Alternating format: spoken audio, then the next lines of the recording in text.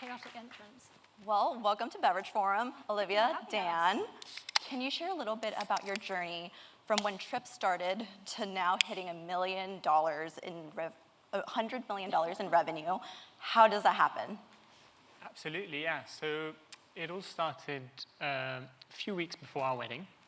It was a rainy Sunday morning, and I decided to play hungover football, as you do. I unfortunately tore my ACL, so I had to have knee surgery, which, as you can imagine, is an absolute disaster, and my lovely wife-to-be was absolutely thrilled about it. So we really got into literally every possible way to speed up my recovery. We tried everything. We tried every single functional ingredient on the planet, from magnesium to CBD to ashwagandha, you name it. And they all tasted horrible. They came in like dinky brown bottles and supplement forms, and really not a very friendly way to consume them. That said, I had a miraculous recovery. I was supposed to be on crutches, walking down the aisle, and instead I was swinging the crutches over the head. So happy days, and I believe my wife forgave me after that, but you may have heard a different version of the story from it's a bit different from when I her. tell the story. No, it was crazy. We couldn't believe this recovery experience. And as Dan mentioned, we had been experimenting with all these ingredients, and we weren't kind of big wellness people at the time. We'd never heard of some of these ingredients, but actually we were so amazed by having gone from nearly having to cancel the wedding to, I think I've shown you the video, literally me dancing on his shoulders. It was bonkers. Yeah. We got back and thought, what the heck was in these ingredients? And we dove into researching them and got so excited about what we were learning. These are all natural ingredients that actually have been around for hundreds of years in many cases, but were so misunderstood. Mm-hmm. And navigating, as Dan mentioned, that space ourselves, how could we bring this to more people? We learned that a lot of these ingredients, while they had these incredible recovery benefits, were really making waves for helping with everyday stress and looking after your daily well-being. And as Dan mentioned, the formats available, the raw ingredient form, you'd have to buy a kilo of something, or a brown bottle that was expensive, and you'd have to go to a specialist website or a specialist shop. Why couldn't it be something accessible, aspirational, and available in somewhere that you love to eat and drink your food? So we got very, very excited, very naively, and thought, well, how hard could it be to build a brand and put this into something delicious and exciting, something you could have at your favorite bar or restaurant? So we decided 3 months after the wedding, as newlyweds, we told our parents, we're going to build a brand in the space. They asked, do you have any idea what you're doing? No, and I think a big theme for today, kind of blissful ignorance, is such a superpower in those early days. But actually launching the brand the following year, and since then, obviously, coming to up to 6 years of Trip, it's been the most incredible journey. Leaving careers in law and finance at the time, there wasn't a plan B. We were just so moved by our experience and feeling, how could we share this with so many more millions of people? You introduced us on this mission of creating these moments of calm in the everyday chaos, and we just had this incredible passion to bring that into the everyday. So that's how we got here. It's an incredible journey.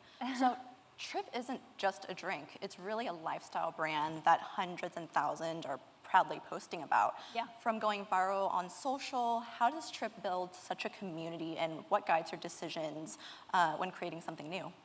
I think for us, because we launched the brand almost as customers ourselves, right? We were looking for a solution to a problem that we were facing and struggling with what was out there. And I think navigating those challenges meant we were so clear on how to optimize or improve that experience. Mm-hmm. Traditionally, a lot of these ingredients in adaptogens and functional space more broadly are a little bit intimidating, sometimes arguably purposefully confusing, sometimes using medicalized branding or language, and we really wanted to cut through with something more lifestyle, playful, simple. The incredibly clean branding was really intentional. It's supposed to call to you from a great distance on shelf and translate that feeling of calm without having to shout about it in, I think, the way that CPG typically has to do in retail. And for us, being able to stay close to that customer pain point, we talk about creating moments of calm in everyday chaos, and everybody's experience of chaos is very personal and very different. And I think a big part of how we've built the brand together is we never preach one type of calm or one type of experience, whether you're drinking today, but you're not drinking tomorrow. you know, your night's going to look different to my night. And being sensitive to that, I think, is really, really important when you're talking about stress and mental well-being. So for us, staying close to the customer and understanding their evolving needs of stress. You know, we launched this brand just before lockdown. You know, it's an incredibly stressful time, and being able to stay close to what looks like stress. How can we be available to people in the stores, the bars, restaurants that are most meaningful to them in that moment has always been a really central kind of North Star to everything we do. And it really guides how we build the brand. It's always, how can we evolve to best serve that customer when and where they might be needing a trip? It's incredible. I think to add to that, the naivety element is a very important one. We're not from the industry originally, and I think going into something with naivety and ignorance in a way, like if we knew what we were getting into, we wouldn't be here. We wouldn't be doing this, to be honest. But I think really knowing what you know and knowing what you don't know, which in our case was pretty much everything, has been really crucial to how we've approached that. Incredible. From retail expansion to social media success, what has been the most important partnerships or strategies that have helped Trip scale? I think partnerships is a really big part of our DNA. One of our company values is actually collaboration, and we're really big believers in the concept of authentic partnerships. And whether it's from Soho House, one of our earliest partners, to Sprouts, an incredible retail partner in the US, it's treating every, I guess, retail customer like a partner. They can tell the most incredible stories to their community in ways that can really help educate in your category, and being very respectful of kind of the strength of brand equity that a lot of those retailers can bring is really powerful. The other side of partnership is things where, again, you have that really authentic connection that resonates with customers. I think in today's day and age, the customer is incredibly global. They're also incredibly savvy. They can tell pretty quickly when something is a bit disingenuous. And I think being respectful of customers and their time is really important. You know, we have this incredible collaboration, it's on this one, with the Calm app. For those that haven't seen, Calm is an incredible meditation and wellness app, one of the first brands globally to really shift, I think, positioning around and destigmatize daily mental health with their meditations. They've got celebs like Harry Styles, Matthew McConaughey. Having a partnership with Calm and how that came about in a really organic way, it's such an incredible call out. Again, I guess I'd say aligning yourself with like-minded brands who really want to move the needle in the space. It means that you can tap into new audiences, new formats. They're digital experts with 180 million downloads globally. We're online experts, but also really making a name for ourselves in the physical retail space. So for them to have visibility in this more everyday out-of-home environment is pretty transformational when they exist only in a digital space. And I think that partnership is reflective of kind of having mutual respect for a brand that wants to build around an aligned mission, helping people find calm in the everyday chaos, but also being very disruptive in that way. No one would ever say, what does a Calm drink look like? What does the Calm brand taste like? But really flipping the script on how you approach those kind of conversations, I think, is something kind of stemming from what you were saying around not knowing what we don't know and just doing things differently because we didn't come from the food and beverage industry. And sitting in the room today, there's incredible veterans from both sides of the pond. It's really astounding to see the lineup that we're listening to today. But kind of leaning into your uniqueness and approaching things in a different way, I think, has been a big part of how we've built partnerships to drive that retail and omni-channel success. That's amazing. When you launched Trip, there really was no calming beverage category at all. This year, you launched Trip in the US nationwide, including the amazing lineup of retailers, Sprouts, Target, Whole Foods, H-E-B, and many more. Why do you think these retailers are excited about your mission and the Better For You category? Yeah, I think so. Trip sort of sits at the intersection of sort of two tailwinds, I would say, two mega trends. The Better For You one, on the one side, where people are replacing their sodas and beverages with sort of healthier alternatives, less sugar, some functionality, etc. And then on the other side, you have the alcohol reduction trend. And I think we can think of tailwinds a bit like waves, right? It's amazing to have two big waves on each side, but what do you need with big waves? You need a good surfer, right? And I'm a terrible surfer. Trip, however, I believe is a pretty good surfer. I am biased in that sense, but it is very much about navigating both sides of these blurred lines between the better for you side of things and the reduction in alcohol. And I think what we're seeing is there are incredible brands like non-alcoholic beers and non-alcoholic spirits that are taking a big share of the reduction in alcohol. But there's also a big part of Gen Z that aren't looking for that taste of alcohol. They haven't gotten used to the taste of beer like I have for 5 years before I enjoy a non-alcoholic beer, right? And I think there's a big portion of that Gen Z market and people that are moderating that aren't looking in that non-alc aisle. Now, that said, it's very easy to launch a functional beverage. Like anyone can put magnesium, CBD, you name it, in their drink. It is very straightforward.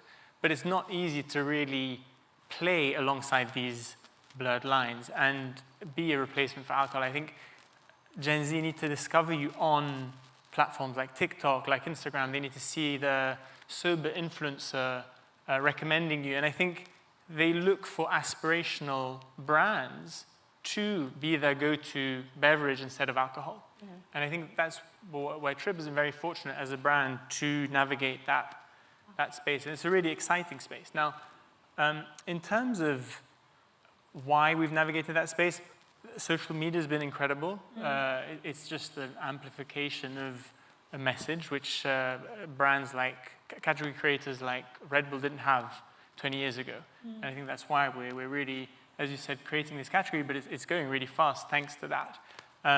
But I think the basics are still there, right? Like brand, taste needs to work. It's not like, you're not going to upgrade your glass of wine with some tap water. That's not an upgrade on taste. So you need something that can sort of replicate that soft drinks experience or alcohol experience in a way that Trip does, I believe. And I think the third one is functionality. That didn't exist, as you said, in a canned format. And for us, the functionality of Calm is an all-day, everyday experience. And we're not promising to intoxicate you like a glass of alcohol, but you know what? It does, for some people, help with social anxiety and take the edge off. Yeah. And I think that's really been key for us. Now, retailers are very savvy. And I have to say that because there are a lot of retailers in the room. But it is also true. They're much more forward-thinking than... They're really thinking like consumers. They're getting ahead of trends. They're really putting themselves in consumers' shoes, and they're recognizing the importance of platforms like TikTok, like Instagram, and the impact they're having. So I think that's been a really good blessing for us when it comes to retailer conversations and stuff. I think the blurred lines that we heard about earlier as well is really impactful because we can all sit behind a strategy deck and it's straightforward to explain the two trends, but shoppers shop in a much more emotional way. They're looking for refreshment, they're looking for excitement, a treat, playfulness, and actually a lot of why we designed the product, and it looks the same as when we launched and drew it on the back of an envelope.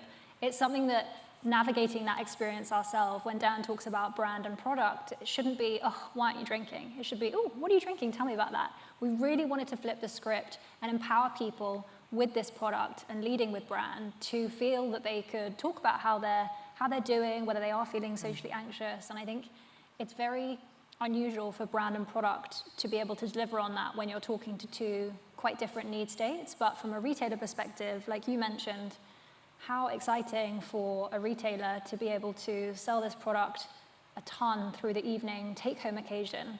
People love the flavor. They connect with the brand. They come back to it then for their kind of afternoon 2 p.m. pick-me-up. And we're building all these moments and need states in a much more kind of complex and layered way than traditional, I think, non-alc mocktail positioning or just better for you. That functionality offers something very exciting for people and very kind of the moment, I think. Amazing. I know we're at time, but I have one last question for both of you. Trip was recently valued at over $250 million, and you've raised another $35 million to expand globally. This makes you the world's most valuable drinks brand right now, globally, with a female CEO and founder. What is it about Trip's future that has the industry and the investors so excited? Big question. I think there's so many aspects, many of which we've touched on today. For me personally, when I think about championing our customers, many of whom are female, we're about 60% female online, I think showing the impact and the velocities we're seeing in these retailers is best in class, never been done, especially for such a young brand. I'm so proud of being able to give a voice and subsequently a commercial validation to investors and stakeholders who may have ignored a lot of this customer base before. I know we've seen it in energy with a lot of newer brands building more female-centric propositions, but I think so often a more gender-neutral or female-slanted customer experience has been somewhat ignored. So I am really excited about the progress and the success in traditional beverage metrics, which is now being reflected on a larger scale and helping to move some of those dollars, which is typically a very underfunded space, into a more equitable landscape. Incredible. Well, everyone, please give a huge thank you to Olivia and Daniel for sharing their journey. Trip is proof that when you combine vision, culture, and community, you can build more than a product. You are sparking a movement. So thank you for joining the stage today. Thank you for having us. Thanks for having us. Now please help me welcome back Danny Steffer to the stage.